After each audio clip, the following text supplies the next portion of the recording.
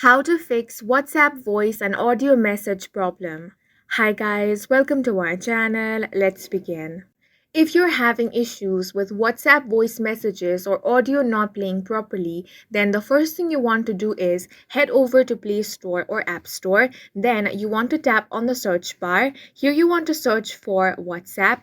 Now check if there is an update button. If there is, go ahead and tap on that and update the application to the latest version. After that is done, you want to check if your problem has been fixed. The next thing you can do is open your settings, then scroll down and tap on apps. From this list of applications, you want to scroll down and find WhatsApp. Now tap on permissions. Here, you want to tap on a microphone. Now, the first thing you want to do here is tap on the Don't Allow option.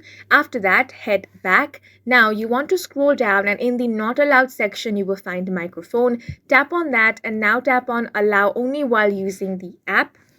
This is going to refresh the microphone settings. After this, you want to tap on the storage option. Here, tap on Clear Cache. Once that is done, you want to open WhatsApp and check if your problem has been fixed. And that's it for this video. If you found it helpful, please make sure to hit the like button and subscribe for more videos like this.